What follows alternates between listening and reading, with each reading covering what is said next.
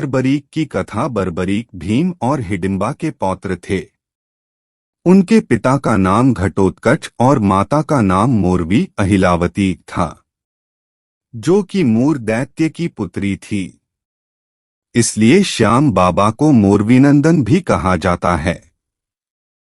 जब बर्बरीक ने जन्म लिया तो उसके बाल बब्बर शेर की तरह दिखते थे, इसलिए घटोत्कच ने अपने पुत्र का नाम बर्बरीक रख दिया। बर्बरीक बहुत ही तेजस्वी थे। उन्होंने युद्ध कला अपनी माता मोरवी से प्राप्त की। उनकी मां उनकी गुरु थी।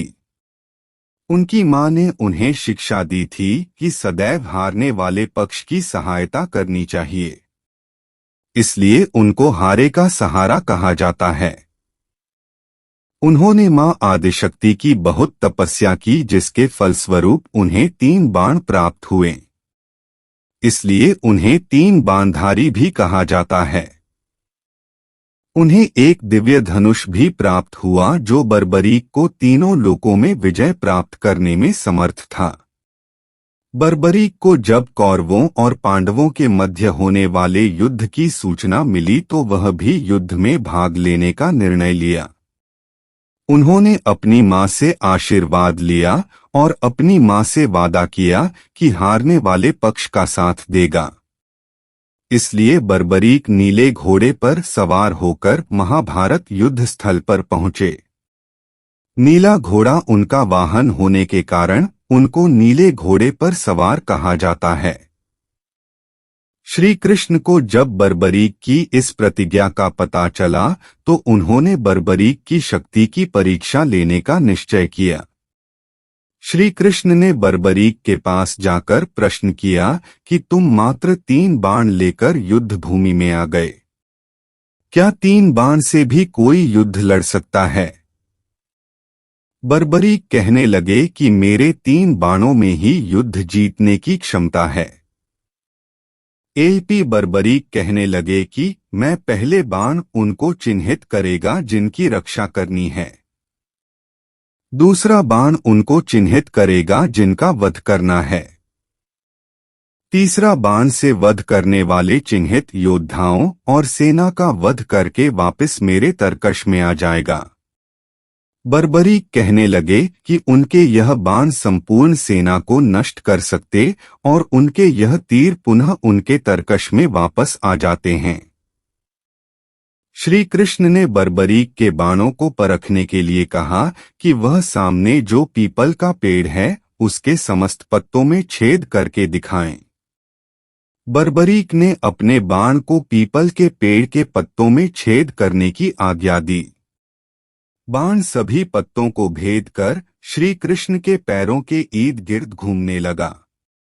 बर्बरीक ने श्री कृष्ण से प्रार्थना की, प्रभु आप अपने पैर पीछे कर ले, आपके पैरों के नीचे इस पीपल के पेड़ का एक पत्ता है, मैंने तीर पीपल के पेड़ के पत्ते सभी को भेदने की आज्ञा दी है, इसका एक पत्ता आपके पैरों के नीचे है, इसलिए कृपा आप अपना पैर। उस कृष्ण इस बात को जानते थे, उन्होंने स्वयं ही पीपल के एक पत्ते को अपने पैरों के नीचे रखा था ताकि वह बर्बरीक के बाण की शक्ति और सामर्थ्य देख सके।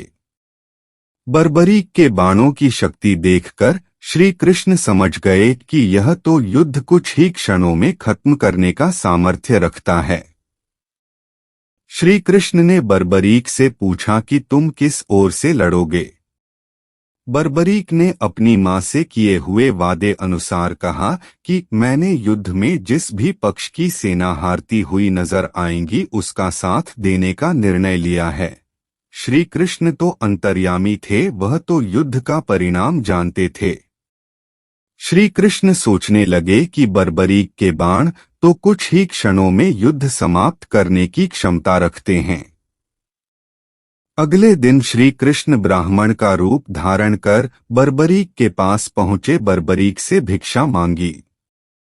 श्री कृष्ण ने बर्बरीक से जो भी वह मांगे उसे दान देने का वचन मांगा।